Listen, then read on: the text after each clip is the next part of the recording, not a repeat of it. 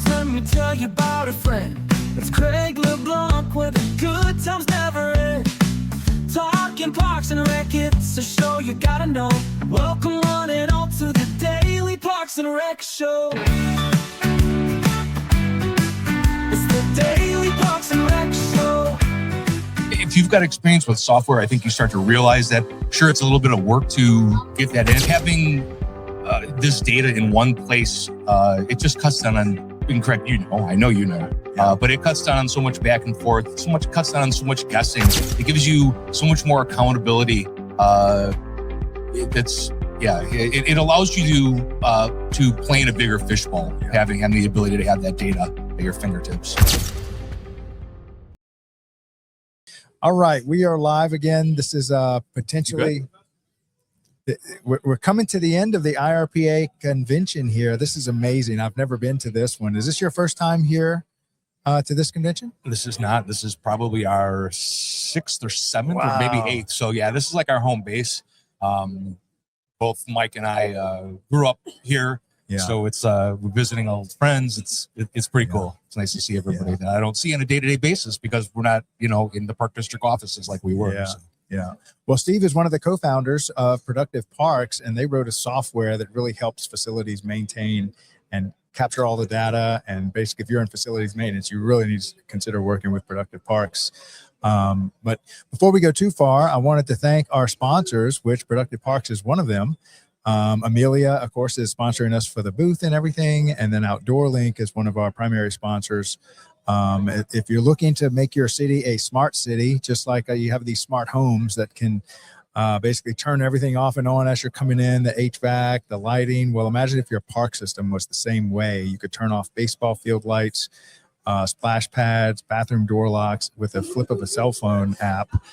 So you're not having to send a superintendent out in the middle of the night when a coach left the light on and grandma's calling you because the lights are shining in her bedroom at 2 a.m.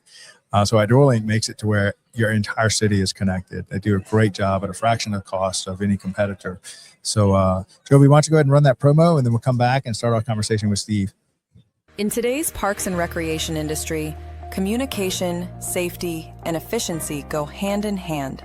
That's where Outdoor Link comes in, delivering smart technology that empowers city departments and community planners to do more, smarter. Outdoor Link's platform connects and automates everything that keeps your parks running smoothly, from lighting and locks to signage, water features, Wi-Fi, and digital advertising. Control and schedule park lights for safety and energy savings, remotely manage facility access, update digital displays in real time, coordinate fountains and splash pads, provide public connectivity, and even run community or sponsorship campaigns on digital screens, all from one simple, unified platform, giving you real-time control, data, and cost efficiency. For parks and recreation agencies, that means safer spaces, smarter resource use, faster responses, and stronger community engagement. And behind every great park story is great infrastructure. That's why Outdoor Link proudly supports DPRS Media Company, helping the Daily Parks and Rec Show amplify the voices of professionals shaping our communities every day. Outdoor Link, smart, connected solutions for parks, recreation, and beyond. So Steve, I want to give you a quick chance to just do let's say someone has no idea what y'all do and you have like literally in an elevator with a director. What's your 60-second to kind of just quickly encapsulate what Productive Parks does? Sure. Productive Parks is a maintenance management app, which means it can track all of your tasks, your labor, your inspections, track how much mileage you've got on a vehicle all in one place. We also take care of all of your inspections, and all these things are integrated into one app. So essentially, your maintenance folks can see what's happening on a day-to-day basis. Your supervisors can see what's happening on a monthly, annual basis, and then your director levels and finance and other shareholders can get insight into the future. Long-range planning, asset replacement schedules, stuff like that. I didn't realize it. So y'all do fleet management then for the park system, correct? Somewhat. Yeah, I would call it fleet management. I mean, if it's not a dedicated fleet management app, but you can put all of your assets in there. You could track their maintenance. You could track their mileage. You can schedule all their maintenance. So yeah. We tried to, both Mike and I were in the field for many years, and we really tried to dial in a piece of software that can do 95% of the things that Parks and Rec maintenance folks need, and not include the things that they don't need. So it's super targeted towards the Park and Rec field. So bring us back to the beginning. Y'all started here in Illinois, correct? Yeah, we did. Many years ago. Mike and I worked together back in the day when networks were not even really a giant thing in Parks and Rec, and we installed a big old network at the Elmhurst Park District, my alma mater, and then grew out from there, and then started building web apps for Elmhurst Park District thing. We were building tools that there just weren't tools available. You couldn't buy these things off the shelf. So we built a lot of things from there, and then kind of as time went on, Mike and I kind of left working directly in the Park District fields and started working with Parks and Rec. Yeah.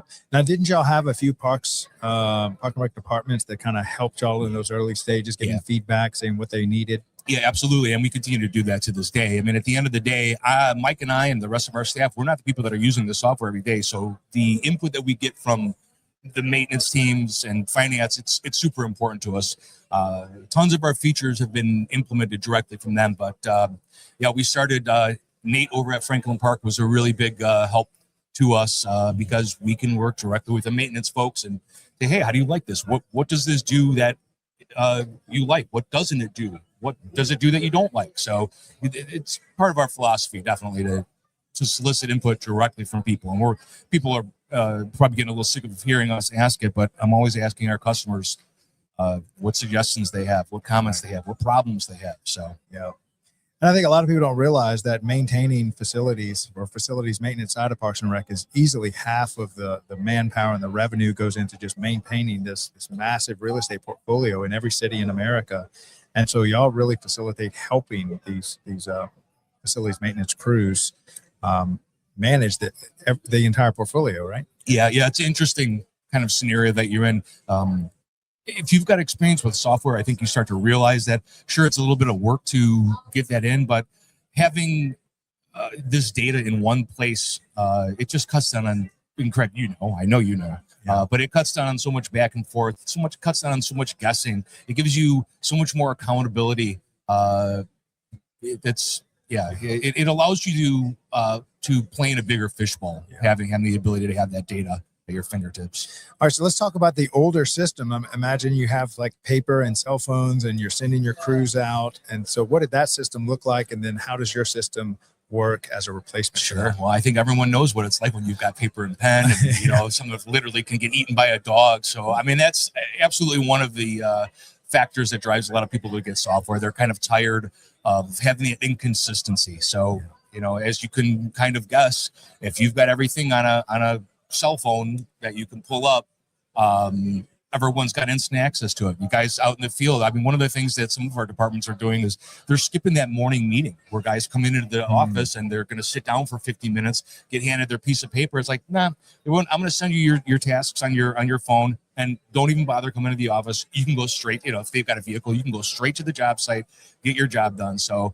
I mean, and that's just one little small piece of it, not to mention kind of integrations that you get with other components like inspections. Hey, I'm going to go out and do an inspection, and I found a problem on the swing that there's rust on the side of the swing set. You click a button and it submits a work order. You don't have to remember to tell anyone. If you want to fix it right then and there, you can fix it and document it. So, I mean, there's a myriad of instances like that with the software where after you get yourself up and running, you're going to save a ton of time. Things are just smoother. Yeah. And so essentially Parks and Rec departments, I'm thinking the superintendents have this massive wall of never-ending work orders that are just coming in. And like we had noticed before, that's literally done by morning meetings with maybe pink slips going out and your return back. And so y'all are able to digitize this whole process and incorporate the mobile devices that they're out. Tell us a little bit more about the interaction that, say, a crew going out with a truck and a trailer going to do their work orders. What's their experience like? I mean, it can vary, but in its simplest format, it could be them pulling up their phone, clicking a button to see their task, putting in that they did 2 hours, and hitting submit. That's it. And then their supervisor can be notified or take a look. But obviously, you can go further than that. They can say you get a task to go to a job site, pull up their phone, and they need to look something up. Well, you can attach all of your documentation to an asset. So I need that HVAC manual because I got to do some maintenance. Pull that HVAC manual right up through Productive Parks. So yeah, a lot of your documentation could be in there, shared documents. Obviously, you can kind of communicate with other folks in your agency as well. So it keep it much more streamlined. And how about when they show up to do a work order and they can't do it? How do they move on to the next one? Is it all that's kind of integrated in your system that they can say, hey, task 1 can't be done because it's being used? So yeah, and there's a couple ways to do that. I mean, there's a note system, so they can just send their supervisor a note to say, hey, I couldn't do this, or you can actually get something started on a task and put it into an in-process state. So at least your supervisor knows I took a look at it. I couldn't finish it today, but I can come back to it tomorrow. So. Yeah. And then a lot of I think what y'all noticed is a pain point that no one was really addressing. I don't think there's many other software companies, if any, that are, focusing a software built exclusively for the park system, for the maintenance side. What kind of gave you all that idea to address this unique problem? Like kind of a very specific reason. Mike and I don't know how many pieces of software we've installed over our lives as being IT guys in the Parks and Rec department. There was no apps for maintenance. It didn't exist. So, we were looking around for like a new project, and it's like, boy, this is kind of perfect because there's a need for it, and no one is feeling that niche need. Now, obviously there's plenty of maintenance management softwares out there, but I think the thing that we found interesting is that the people that gravitate towards our software they like it because it's so focused on Parks and Rec. It's not like we have any specific features that other people don't have. I mean, we've got a couple little things here and there that we've come up with, but just focusing on the Parks and Rec field and really trying to focus on what they need, what they don't need. It goes a long way in just making everybody feel more comfortable in the software. It's easier to use. It's simpler. Yeah. We're really trying to focus on the things that folks need. And now, speaking of integration, y'all integrate with Amilia software. We sure so that's do. kind of a seamless tool. Maybe tell a little bit about how that works. Yeah, we've got some really neat stuff and some really neat stuff coming up. So currently, we integrate with Amelia's facility booking. So you can tie a facility in Productive Parks to a facility in Amilia. They know about each other. So you can do things like pull up the schedule. Folks can be out in the field. They can click a button and say, hey, what's happening in multi-purpose room 3 today? Your schedule's right there. But there's also another integration that will allow you as, let's say, a rec supervisor, you've got to send a note to maintenance to say, hey, we've got to do bingo's happening in room 5. I need you to set that up. Well, that work order could get sent right to Amilia. From Amilia to Productive Parks. Productive Parks gets it. The requester can then go ahead and assign it, complete it, and then when it's done, we can notify the folks on the Amilia side, that the rec supervisor, that, hey, you're ready to go. Now, is there anything in the pipeline that y'all are working on based off of customer feedback that you're going to be launching in the next year or so? there's always something. We actually just finished work on a new GIS integration, so we can tap right into your Esri system. What is GIS? GIS is your mapping system. So the stuff that your park planner will be working on, mapping out all of your topography and maybe documenting your trees and benches. But you can actually now do a similar thing like we do with Amilia. That facility can be tied into your GIS system, so you could see all of your layers. Hey, I only want to see the paths, or I only want to see the trees, or maybe I'm a user out in the field and I've got to do something like spray pesticide. Well, I can draw points on my map to say, hey, I got this section of the parks done. Tomorrow I'm coming back to do this section. So it's just it's a nice integration. So, now, do y'all do anything for tree inventory management? I know a lot of public trees are having to be managed by Parks and Rec departments. Yeah, you can use Productive Parks to do. If you were an arborist and you had 50,000 trees, I would be honest with you and I would say, don't buy Productive Parks. You need an arborist program. But an asset in our system could be anything. We were just talking to someone yesterday, and they've got, what do you say? I think they said about 500 trees. Absolutely, you can bring those trees in. You can categorize them. You can group them and organize them how you'd like to do them, and then you can go ahead and assign work, preventive or reactive work to them. Now, are y'all doing anything for the project managers that might just have little things, incidentals and stuff, or little projects that they're building? Yeah, we do have a basic project management. It's not necessarily a project management system, but basically what you can do in the system is you can take any task that you've got and you can assign it to a project. Yeah. Now what you can do is that project's just like broken out into its own little separate thing. You could still track all that data and separately from that, but it's nice when you've got a specific interest perhaps in a small piece of a larger project, or maybe you want to track some giant project. Again, we try to be very forthcoming and honest about what the software is. I would not tell you to buy Productive Parks because you need project management software. Right. However, if you do need to do some project management, we got you covered. Yeah. Now, how long is the onboarding process? Let's say somebody uses your software. How long does it take them to get fairly proficient at using it? I think actually the record, Mike will probably get me for this. I think it might be wrong. It was less than 2 weeks. Wow. So typically, ultimately we can work as quickly as your department can work. I would say 4 to 6 weeks, maybe. One of the things I think that makes it fast is that we, as part of our implementation, we will do all the data input for you. We're not going to stick you with having to learn how to use the system, conceptualize what you're going to do with it, and actually do all that work. So if you can give us your facilities, your parks, all of your assets, your vehicles, we'll pop that stuff all in the system for you. We'll populate it, serial numbers, all that kind of good stuff. So you can focus on getting trained, learning the system, and getting the staff buy-in. So you've got a successful implementation. Man, so all right. So what conventions are y'all attending? Obviously, y'all are at IRPA. Y'all are probably going to be at Inter. I saw y'all at Georgia. Yep. I can't believe I missed y'all. Y'all were right behind me. Yeah, that was crazy. California we're going to next. We'll be there. Minnesota, I think we're going to hit Ohio. We'll be in Texas. So probably get back to Florida. So, fantastic. Well, I really appreciate you coming on the show today. And you. Thank y'all so much for sponsoring the Daily Parks and Rec show. We really couldn't produce the next rate media company for Parks and Rec and get the word out about what's going on if it weren't for sponsors like you and Amelia and Outdoor Link. So we really appreciate your help and your good work as well. Yeah, well, thank you. Well, thank you for coming on the show today, Steve. Thank you. Have a great rest of your convention. All right, take care. Go ahead and close this out, Joe. It didn't start with a studio or a big budget or a perfect plan. It started with belief. Belief that stories matter. Belief that voices deserve to be heard. Belief that community is powerful. What began as a single conversation has grown into something far bigger than us. Today we pause, we reflect, and we say thank you.